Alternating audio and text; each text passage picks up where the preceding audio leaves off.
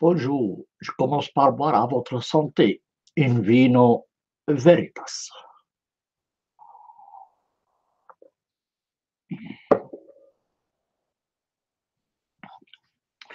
C'est le 8e épisode de la série d'articles intitulée La Palestine et le nazisme juif, publié en arabe et en français, enregistré sur ma chaîne YouTube. Les articles en langue arabe sont publiés sur ma page dans le forum arabe Al-Hiwar Al-Mutamadden.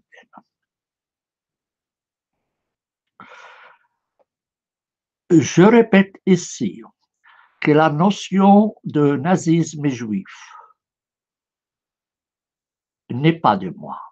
Elle est empruntée au philosophe israélien Yeshayahu Leibowitz, professeur de l'Université hébraïque de Jérusalem, décédé en 1994, opposant de la politique d'Israël, qu'il décrit comme étant un régime judéo-nazi.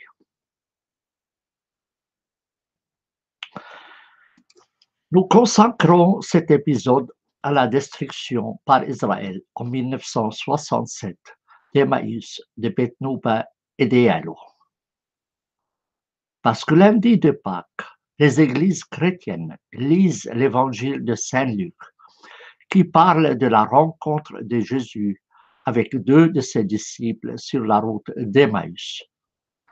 Mais combien de ces églises parlent de la destruction de ces villages transformés en parc Canada pour pique-niqueurs, financés par les Juifs canadiens, devenant ainsi complices de ce crime.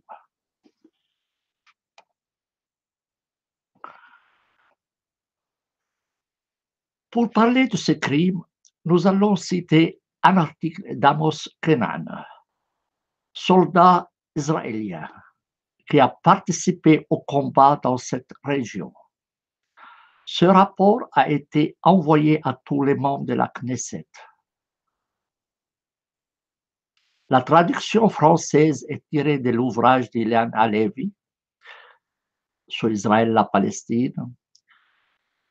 Elle est révisée sur la base du texte anglais d'Amos Kenan, Israël Roasted Victory. Commençons par le texte de l'Évangile de Saint Luc, chapitre 24.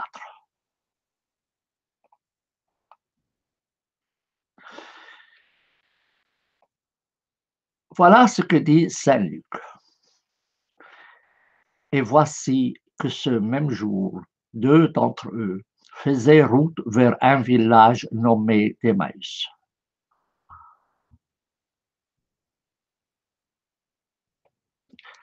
Distant de Jérusalem de 60 stades. Et ils conversaient entre eux de tout ce qui était arrivé.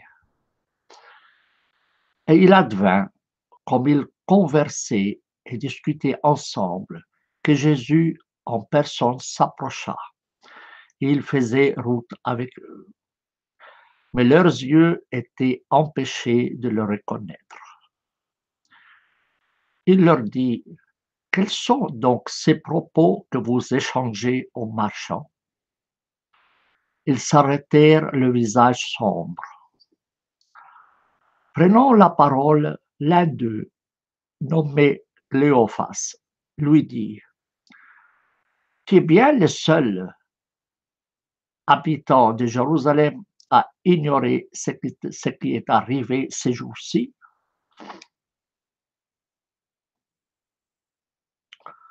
Quoi donc? Leur dit-il. Ils lui dirent: ce qui concerne Jésus le Nazaréen, qui s'est montré un prophète puissant en œuvre et en parole, devant Dieu et devant tout le peuple. Comment nos grands-pères et nos chefs l'ont livré pour être condamné à mort et l'ont crucifié. Nous espérions, nous, que c'était lui qui allait délivrer Israël. Mais avec tout cela, voilà le 3e jour depuis que ces choses sont arrivées. Quelques femmes qui sont des nôtres nous ont stupéfiés, s'étant rendus de grand matin au tombeau, et n'ayant pas trouvé son corps, ils sont revenus nous dire qu'ils ont même eu la vision d'anges qui les disent vivants. Quelques-uns des nôtres sont allés au tombeau et ont trouvé les choses, tout comme les femmes avaient dit. Mais lui, ils ne l'ont pas vu. Alors il leur dit, ô cœur sans intelligence, lent à croire à tout ce qu'ont annoncé les prophètes. Ne fallait-il pas que le Christ endurât ses souffrances pour entrer dans sa gloire? Et commençant par Moïse et parcourant tous les prophètes, il leur interpréta dans toutes les Écritures ce qui le concernait. Quand ils furent près du village où ils se rendaient, il fit semblant d'aller plus loin. Mais ils le pressèrent en disant, reste avec nous, car le soir tombe et les jours déjà touchent à sa terme. Il entra donc pour rester avec eux. Et il advint, comme il était à table avec eux, qu'il prit le pain, dit la bénédiction, puis le rompit et le leur donna. Leurs yeux s'ouvrirent et ils le reconnurent, mais il avait disparu de devant eux. Et ils se dirent l'un à l'autre, notre cœur n'était-il pas tout brûlant au-dedans de nous, quand il nous parlait en chemin, quand il nous expliquait les Écritures? À cette heure même, ils partirent et s'en retournèrent à Jérusalem. Ils trouvèrent réunis les 11 et leurs compagnons, qui dirent, c'est bien vrai, le Seigneur est ressuscité et il est apparu à Simon. Et eux de raconter ce qui s'était passé en chemin et comment ils l'avaient reconnu à la fraction du pain. Voilà donc le texte de Saint Luc que toutes les églises chrétiennes lisent le lundi de Pâques, mais que certainement aucune de ces églises ne parle de la destruction du village d'Emmaüs par Israël en 1967, qui l'a transformé en parc pour pique-niqueurs financé par des juifs canadiens. Voyons l'article d'Amos Kenan sur ce sujet.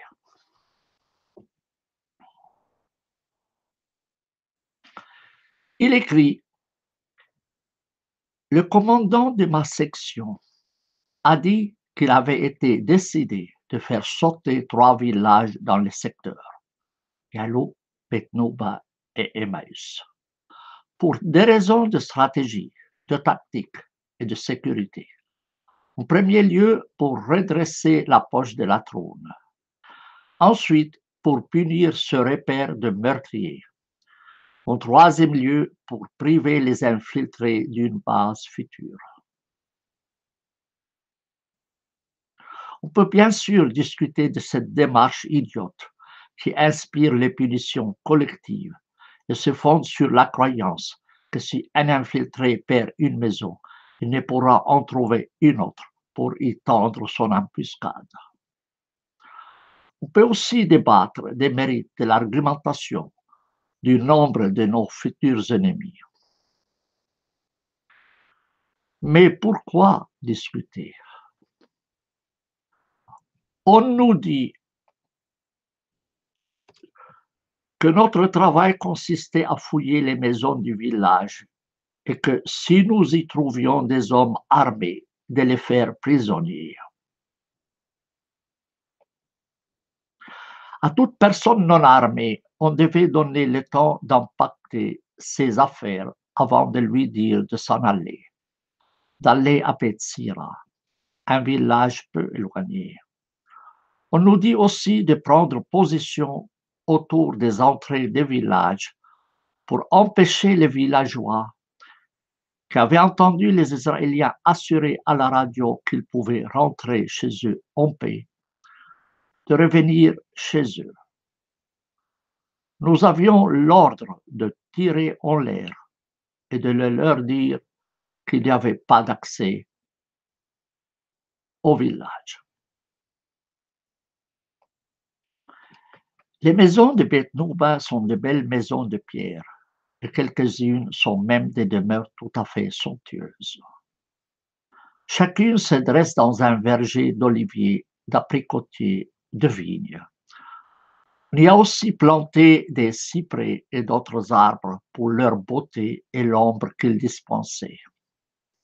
Chaque arbre se dresse dans un lit soigneusement arrosé. Entre les arbres, des rangées de légumes pinés et sarclés avec soin. Là, dans ces maisons, nous trouvâmes un officier de commando égyptien blessé et quelques vieillards, hommes et femmes. À midi, le premier bulldozer arriva et éventra la maison la plus en bordure du village. Au un coup de bulldozer, les cyprès et les oliviers furent déracinés. 10 minutes passèrent et la maison, avec ses quelques meubles et le peu de biens qu'elle contenait, était devenue un amas de cailloux. 3 maisons avaient déjà été abattues lorsqu'arriva le premier convoi de réfugiés venant de Ramallah. Nous n'avions pas tiré en l'air. Nous avons pris position pour couvrir ceux d'entre nous qui parlaient l'arabe et qui sont allés parler aux arrivants pour leur donner les ordres. Il y avait des vieillards à peine capables de marcher, de vieilles femmes qui marmonnaient entre leurs dents, des bébés dans les bras de leur mère, de petits-enfants et d'autres petits-enfants qui pleuraient en demandant de l'eau. Le convoi portait des drapeaux blancs. Nous leur avons dit d'aller vers Bethsira. Ils ont répondu que partout où ils allaient, on leur disait d'aller ailleurs et qu'on ne les autorisait à rester nulle part. Ils dirent qu'ils étaient sur la route depuis 4 jours maintenant, sans nourriture ni eau. Quelques-uns étaient morts en route. Ils demandaient seulement qu'on les autorise à rentrer dans leur propre village et disaient que nous ferions mieux de les tuer. Quelques-uns avaient avec eux une chèvre, un mouton, un chameau ou un âne. Un père broyait des grains de blé dans sa main pour les amollir afin de donner quelque chose à manger à ses enfants.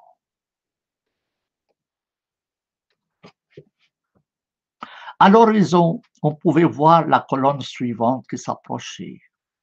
Un homme portait un sac de 50 kilos de farine sur son dos. C'est ainsi qu'il avait marché kilomètre après kilomètre. Et puis, encore des vieillards, des femmes et des enfants. Ils s'affalaient par terre, épuisés, à l'endroit où on leur disait de s'asseoir. Certains ne possédaient qu'une ou 2 vaches ou un veau. Nous ne les laissâmes pas entrer dans le village pour y prendre leurs biens, car les ordres stipulaient qu'ils n'étaient pas autorisés à assister à la destruction de leurs maisons. Les enfants pleuraient, et quelques soldats pleuraient aussi. Nous sommes allés chercher de l'eau, et nous n'en avons pas trouvé. Nous avons arrêté un véhicule de l'armée où il y avait un lieutenant-colonel, deux capitaines et une femme. Nous leur avons pris un bidon d'eau et l'avons fait circuler parmi les réfugiés. Nous avons distribué des bonbons et des cigarettes. Beaucoup de nos soldats pleuraient. Nous avons demandé aux officiers pourquoi les réfugiés étaient renvoyés de partout où ils allaient. Les officiers ont dit que c'était bon pour eux de marcher et nous ont demandé pourquoi vous faire du souci pour eux. Ce ne sont que des Arabes. Nous fûmes contents d'apprendre qu'une demi-heure plus tard, ils avaient tous été arrêtés par la police militaire qui avait trouvé leur voiture pleine de butin. De plus en plus de réfugiés commençaient à arriver. Il devait déjà être plusieurs centaines. Ils ne pouvaient comprendre pourquoi on leur avait dit qu'ils pouvaient retourner chez eux et que maintenant on leur interdisait de rentrer. Personne ne pouvait rester insensible à leurs supplications. L'un d'eux demanda pourquoi on détruisait les maisons. Pourquoi les Israéliens n'allaient-ils pas plutôt y habiter? Le commandant de section décida d'aller au quartier général pour essayer de trouver quelques ordres écrits concernant ce qu'il fallait faire des réfugiés, où les envoyer, comment organiser le transport des femmes et des enfants et trouver de la nourriture. Il revint, dit qu'il n'y avait pas d'ordre écrit et que nous devions les conduire plus loin. Ils marchaient le long des routes comme un troupeau perdu. Tous ces cours étaient déjà inutiles pour les plus épuisés d'entre eux. Vers le soir, nous apprîmes qu'on nous avait menti. À Bethsira aussi, les bulldozers avaient commencé leur travail et les réfugiés n'étaient pas autorisés à rentrer. Nous apprîmes également que ce n'est pas seulement dans notre secteur qu'il fallait rectifier les lieux, c'était la même chose dans tous les secteurs. Notre parole n'avait pas été honorée. La politique était une politique sans retour. Les soldats grommelaient, les villageois grinçaient des dents en voyant les bulldozers déraciner les arbres. La nuit, nous avons monté la garde près des bulldozers. Mais le bataillon tout entier bouillonnait de colère. Pourquoi beaucoup refusaient de faire ce travail?